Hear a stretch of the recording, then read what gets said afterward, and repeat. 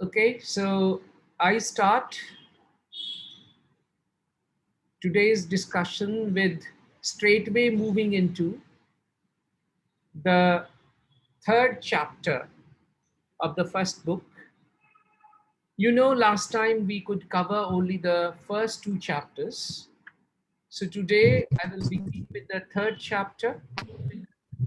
And the third chapter of the first book is entitled The Custom of the Country. Keep yourself muted so that there is no sound. I don't want to mute you because it is better that you mute yourself, and if necessary, you can unmute and tell me if you have any problem. Otherwise, I have to mute everybody. Okay, I'm muting everybody now. And now straight away I'm moving to sharing my screen with you. Okay.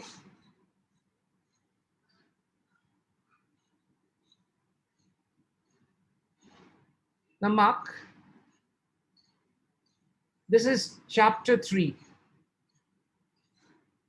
Return of the Native, book 1, chapter 3 to 5. That is what we will try to cover today. Now in chapter 3, what we find is the woman leaves rain barrow and is replaced by a gathering of local men and women who, in observance of local custom, are involved with building a huge bonfire on top of the barrow. If you remember, at the end of the second chapter, we found Eustacia Vi, who has come, and we have also noticed that she was described in a very soft, delicate manner, the way she was gliding. You remember that? Now, all the villages for miles around do the same, and the night sky is illuminated by the many torch-like fires. So actually, there is a bonfire going on. The locals, including Timothy Fairway, Grandfer Cantle, and his son Christian Cantle, and Susan Nonsuch. So these are all the rustics. Always remember one thing, that in Hardy's world, there are many such local people included. So though they generally remain on the background, but they play a significant role because sometimes they tell us about the future, they pass comments on the important characters as well as the events. So to some extent, they are like the chorus in a Greek tragedy. Now, these local people, who are often called the rustics, they gossip in their clipped local dialect. That is again another interesting point for you to watch and observe, that they have their own way of speaking, and that also provide a kind of an authenticity to the novels of Hardy. The marriage of Damon Wildeve and Thomasin Yeobright, which they presume to have occurred that same day. We learned that the girl's aunt, Mrs. Yeobright, did not approve of the wedding, and that Clem Yeobright, Mrs. Yeobright's son, is returning from Paris in a few months for Christmas. The rustics used to celebrate annual bonfire on 5th of November every year, as their ancestors also did. And this is a kind of a commemoration of the gunpowder plot in which Guy Fawkes tried to blow up Parliament on 5th November 1605. However, he failed. And the custom of lighting bonfires has continued for many hundred years. It is a gesture of defiance at the onset of winter, and it also shows man's primitive needs. Okay, so this is something that you need to first keep in mind before we move to the text, discussing the text. Okay, now I'm coming to the text. Just wait a minute.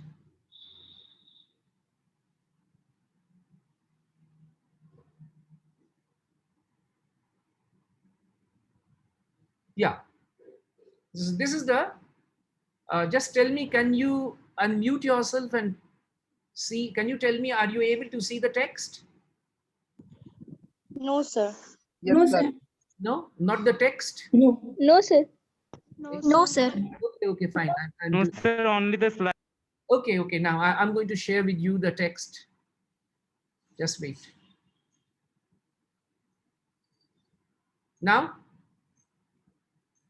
Yes, sir. Yes, sir. yeah, Yes, sir. Yes, sir. this is the custom of the country, the third chapter. And I'm not going to read everything, because I told you that's not possible. If I keep on reading every line, then we will be in a real soup, and it's very difficult to cover such a voluminous novel. Now, mark in the third chapter the custom of the country, where the discussion about the bonfire. Every individual was so involved in Furge by his method of carrying the faggots. Faggots, the burning those timber kind of small pieces of branches, that he appeared like a bush on legs till he had thrown them down. You must have seen, this is a very common kind of a sight even in our rural Bengal, where you find a lot of our village people. They carry the paddy on their field, and the jute also. And sometimes you see, you just cannot see even the face of the person carrying it. So like that. And you come here, the first tall flame from rain barrow, so that name is rain barrow, that you have to remember, sprang into the sky, attracting all eyes that had been fixed on the distant conflagrations back to their own attempt in the same kind. Now, mark it, it showed the barrow to be the segment of a globe as perfect as on the day when it was thrown up, even the little ditch remaining from which the earth was dug. Not a plow had ever disturbed a grain of that stubborn soil. This is still about that Egdon heath. In the heath's barrenness, to the farmer lay its fertility to the historian. Mark that. So you really don't have anything growing there except some furge. Furge is like a grass, you see? So that is what is described here. And then you come to the brilliant lights and sooty shades which struggled upon the skin and clothes of the person standing round caused their lineaments and general contours to be drawn with Dureresque vigor and dash. So that is the description of the barrow as well as the bonfire. And you have the common man, the rustics, grand for cantle, Christian Cantle, and all others. You see, they are busy in talking about certain things. I met Mrs. Yobright, the young bride's aunt. This is Mrs. Yobright, the aunt of Thomason, last night, and she told me that her son Clint was coming home a Christmas. And this is actually the return of Clint. And Clint Yobright actually is that native, according to whom you have the name of the book, The Return of the Native. And one interesting thing that you have to notice is that all these rustic people, they are very happy that Clint was coming back. That means that they had a kind of a good bonding with Clint. Okay, now you come here. I mean, the discussion continues, which I am skipping, that you can read at home. And I would in fact request you to read and don't skip everything. uh, to give him his due, he is a clever learned fellow in his way, almost as clever as Clym Bright. Actually, this is a reference to Wildly, the person with whom Thomasin was supposed to be married already. So now they are talking about him. This is something very common, you see, that all these rustic people, they used to talk about comparatively richer people, comparatively well-off people. So they are in their discussion. So they are here passing their comment on Wiley. He was brought up to better thing than keeping the quiet woman. Mark that. Actually, Wildy was an engineer. Mark that. He was an engineer. That's what the man was. And yet, very uncharacteristically, he was running an inn called A Quiet Woman. And with this man, actually, Thomasin was supposed to be married, right? So now we move to this part. Wildy is older than Thomasin quite by a good few summers. So this is again, why is it at all discussed? Tell me that. The people, the rustic people, they are talking about even the age of the two, the husband and the wife, the groom and the bride. And you can very well understand that this is again a topic of discussion because this is something incompatible, perhaps. A pretty maid too she is. And they say that, well, Thomasin is rather good looking and she is just uh, very tender and very young. A young woman with a home must be a fool to tear her smock for a man like that. Mark that. This is a comment against Wildy and against this kind of a marriage.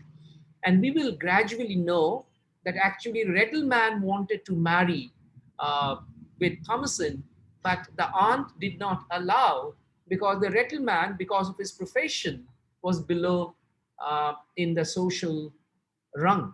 And naturally, the aunt could not take the blame upon her, and she rather valued the social customs of marrying into equal status. So try to understand the personal compatibility has been sacrificed. Whether you really gel in with the person is not really considered. And Thomasin was allowed to marry somebody perhaps who doesn't really suit her. Okay, and so there you have all those important discussions going on. And in this third chapter, that is the chapter, there we end the third chapter. No, it's not. Yeah. So the third chapter, apart from that information and about the dialogue, the local dialect that you get when the local people talk. Now, Mark, here they are commenting about Mrs. Heobright. She was a woman of middle age with well-formed features of the type usually found where perspicacity is the chief quality enthroned within. This is about Mrs. Yeobright, you can very well understand. And this is actually the omniscient narrator. Uh, do you know anything about the omniscient narrator? Can anyone tell me, have you heard the phrase omniscient narrator? Yes, sir. Who Yes, sir. knows everything? What is that? It's a kind of third person No, narrative. Not third It's a person. third person narrative No, no, no, kind no. of a thing. sir. Who knows? Sir, who knows everything? Yeah, omniscient is one who knows everything. Absolutely right. And Hardy has that. After all, he is the creator. So here he is passing his comment about Mrs. Yeobright. She had something of an estranged mien. The solitude exhaled from the heat was concentrated in this face that had risen from it. She was also a local. And don't forget that she was a widow. And therefore, in fact, if you talk about a family, she, along with her niece, that is your Thomason, and her son, Clem, that's a family. She has lost her husband long ago. And there is a kind of somberness in this personality. And she is rather that typical kind of an aunt, you find in the literature of the Victorian time, quite serious, quite somber, and not really allowing much of a freedom, personal freedom. So there it is. Now you have, this is what you find in the third chapter. Now, anything to ask before I move to the fourth chapter? I think you understood because this is not really a very challenging kind of a chapter, a long one, because you have the description of certain things, especially the rustics, they talk among themselves and all. So I move now to the fourth chapter. Okay. So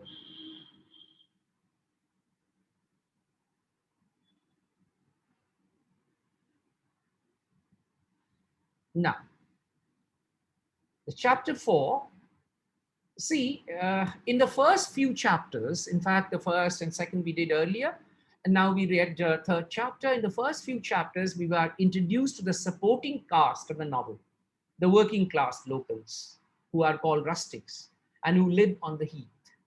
When The Return of the Native was published, Thomas Hardy was criticized by many reviewers for the unnatural language he puts into the mouths of these uneducated locals. This criticism deeply upset Hardy, who placed great importance in a realistic depiction of local life, custom, and language.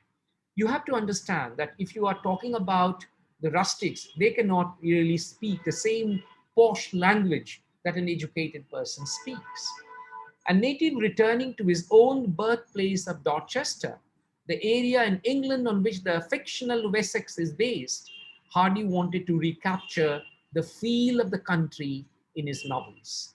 Thus, he spends a good deal of time in these opening pages describing the locals who seem more pagan than Christian in their attitudes.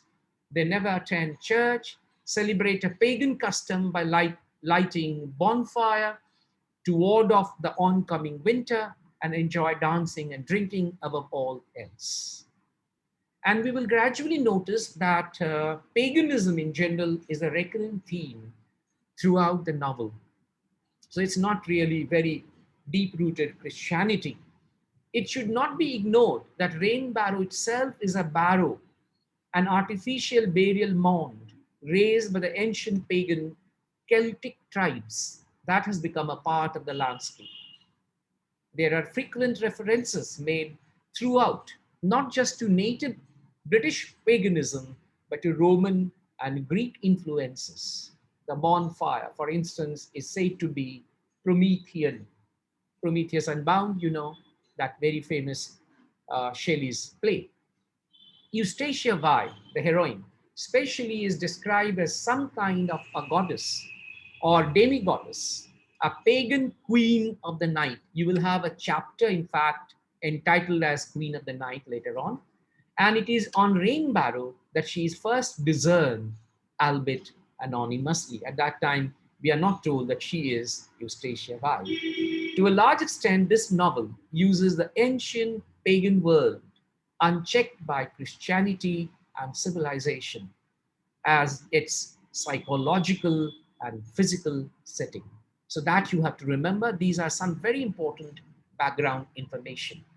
Now in chapter 4, which is entitled The Halt on the Turnpike Road, what are the important things that you are going to notice? Mrs. Yeobright runs into the Reddleman, whom she recognizes as Diggory Venn, the son of a local dairyman, and who reveals to her that Thomasin Yeobright is the woman asleep in the back of the wagon. You know, he was pulling a van, and in that, Thomasin Yeobright was asleep. When they part ways, it turns out that Thomasin and Damon Wildey were not married that day. So though the marriage was supposed to be solemnized, it could not be. There was some accident. So there is once again a kind of a chance. They had gone to Anglebury to be married, but the technical problem that cropped up was that the marriage license, you know, in the Western countries, or even in when you go for any registered marriage, see, you need to have a kind of a registration. And casually, rather wildly, took a marriage license not for Anglebury, and therefore the marriage could not be solemnized. And Thomasin, feeling very upset, she had run away, and then suddenly she found the Reddleman's van and she got inside. We come to know from this small chapter that Mrs. Yeobright is quite decisive, when discreet and retiring, and Thomasin timorous in distress. She is very, very shaky kind of a woman, always ready to accept her fate. So this is what you find. We will come to the chapter 5 later on. So let us just once again uh, stop sharing and go back to the textual discussion. So I'm now once again going to the text of the book, that is chapter 5, chapter 4, The Halt on the Turnpike Road. Now, again, I'm not going to read each and everything here. Mark now.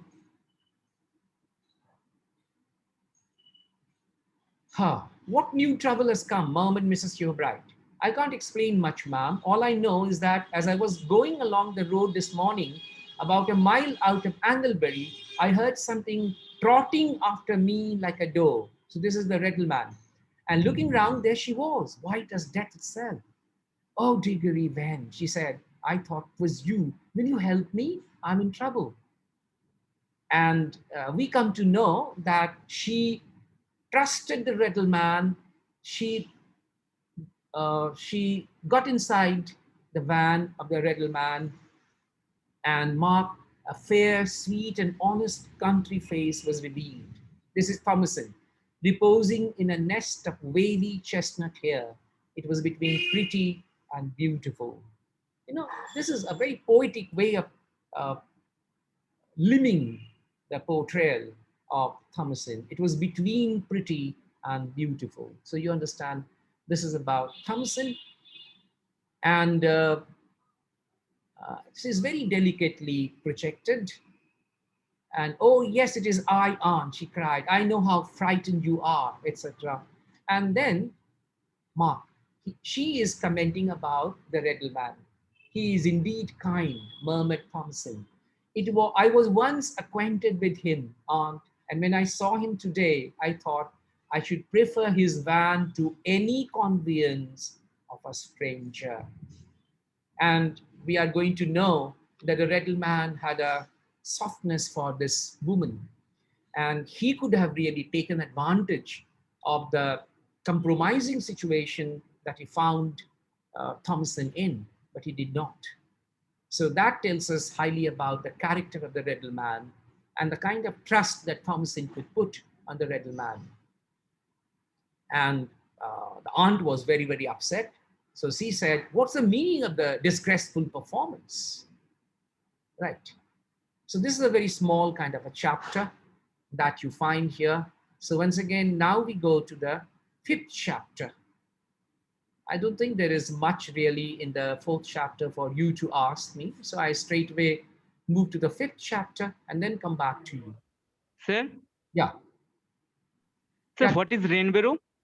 Rain barrow is just a kind of a mound, raised mound, where you have, you know, generally the burials took place there, and you have the bonfire, like, you know, in India, when you have Ram Navami or you have Dasara. In Dasara, what happens? You have the burning of Ravana, right?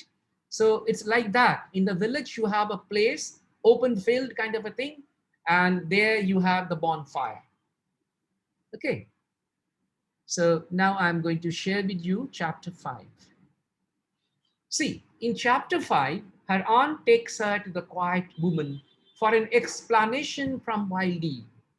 Why, after all, the marriage did not take place? The aunt wanted to know from the supposed groom, and discovers that the license was made out for a wedding in Budmouth and not in Anglebury. So it was a mistake on the part of Wiley. He took a license for marriage in Budmouth and not in Anglebury, but they went by mistake to the church of Anglebury. Naturally, their marriage could not take place.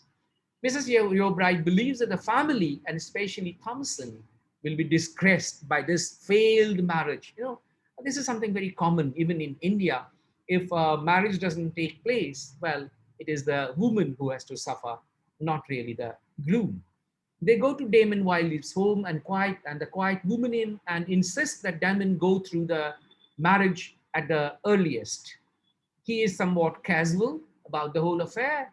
So he is not really disturbed that the marriage didn't take place.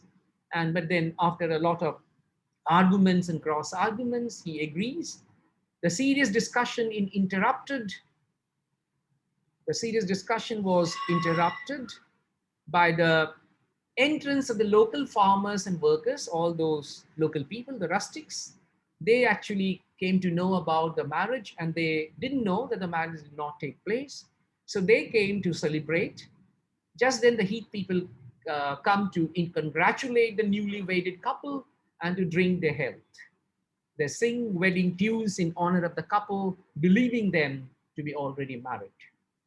And after everyone finally leaves, Damon notices that the bonfire at Mistovan Nap, actually Mistovan Nap is a place where Eustacia lives, is still burning, and resolves and says, yes, by heaven, I must go to her.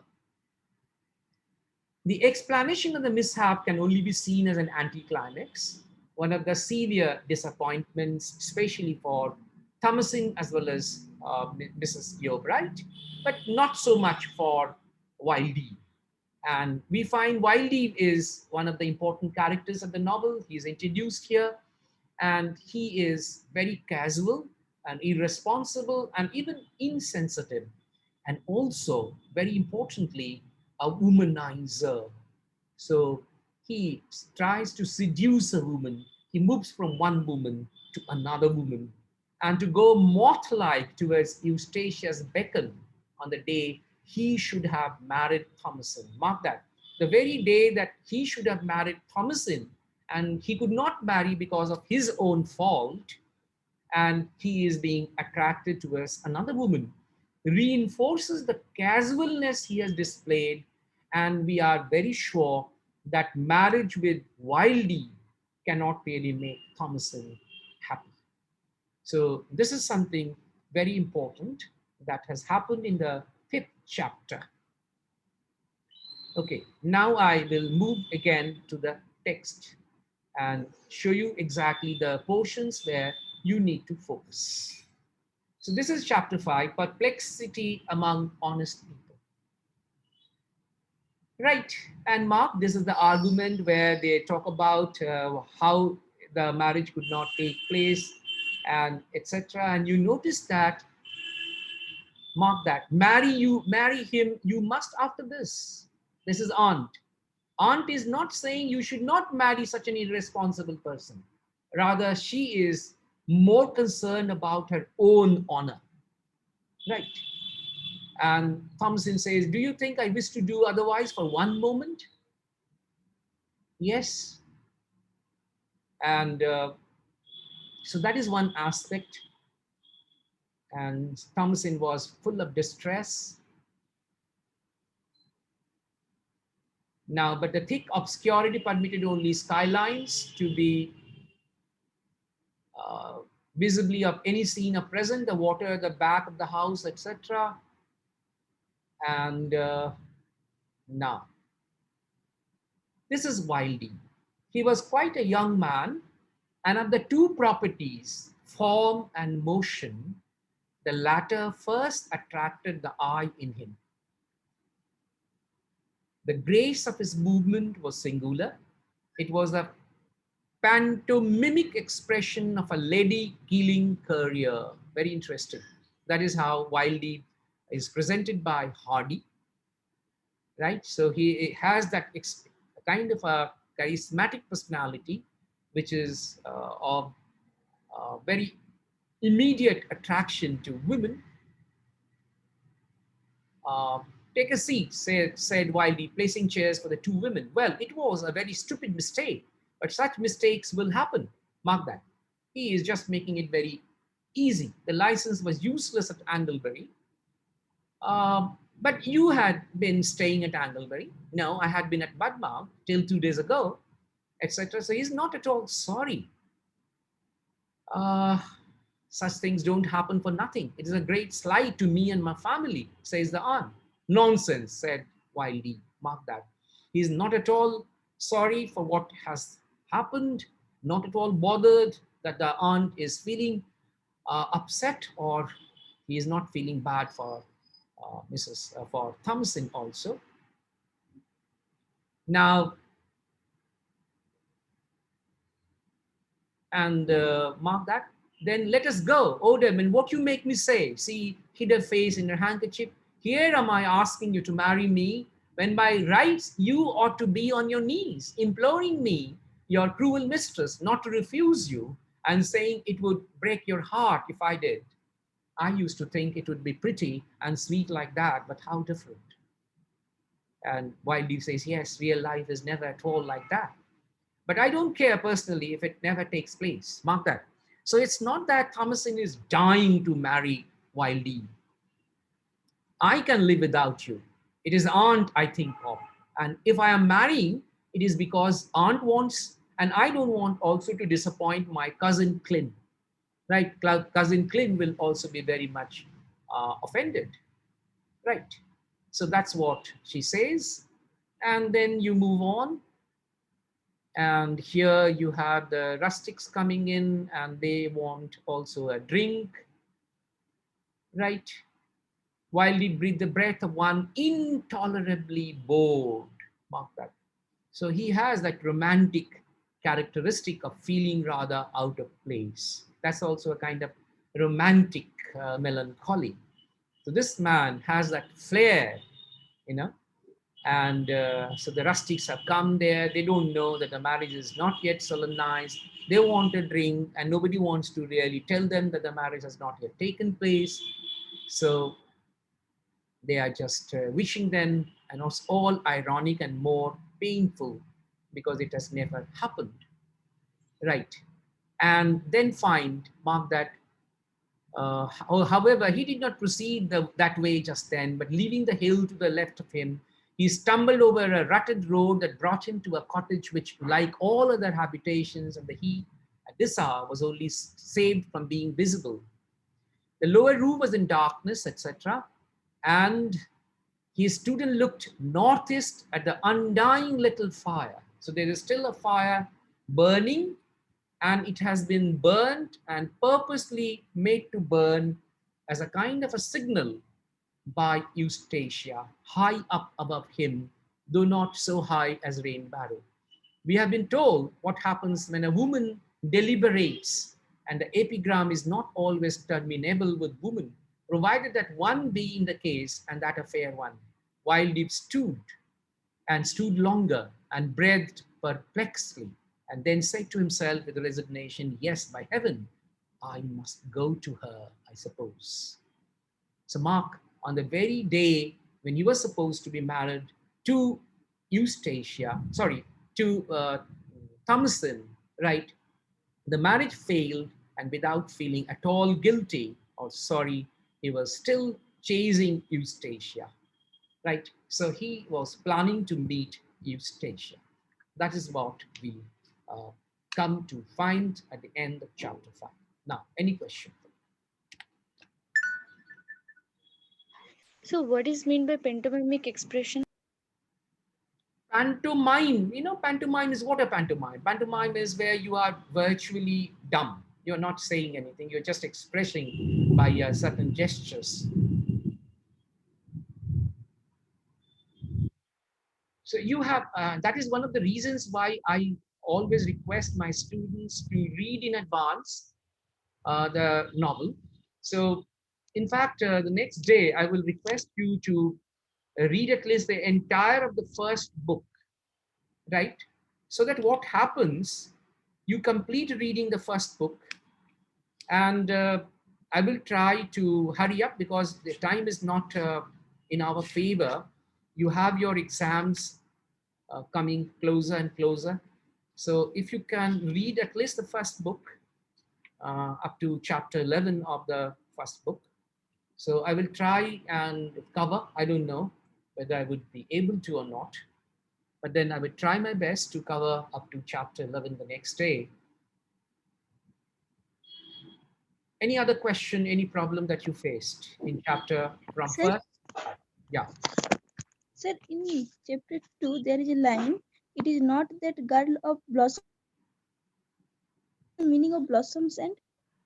I couldn't get you. Can you say it again? Sir, in chapter 2, In there chapter is a 2. line. Yeah, yeah. In It is chapter not. 2. Okay. Uh, there is a line. It is not that girl of blossoms and. Can you tell me exactly where the line is? In which paragraph? In chapter 2, you said. Sir, yes, sir. Where exactly is the line? Sir, in the middle of the chapter. In the middle of the chapter begins with, please tell me the first line of the chapter, of the paragraph.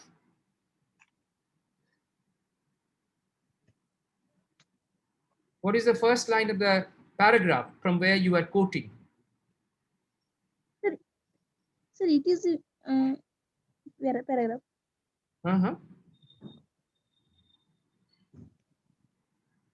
Can you tell me the first line of the chapter, first line of the paragraph where you are quoting from?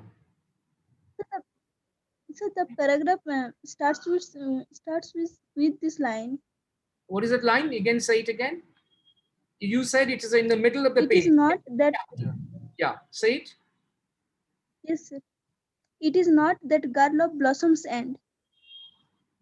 Oh, it is not that girl of Bloom's End. You are reading, you read properly. Sorry, sir. Not Blossom, it is Bloom's End. Who has been talked about more or less lately?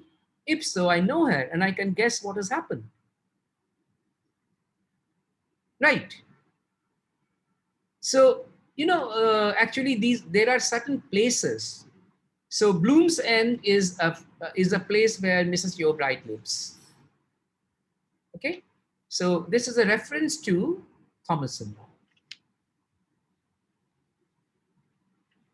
Could you understand? Bloom's End. Bloom's End is the name of the place. Like Mistover Nap, like Rain Barrow, in that also is a name. Okay, then bye. Okay, sir. Time is up. So bye bye to everyone. Thank you, sir. Bye. Thank you, sir. Bye bye. Thank you, sir.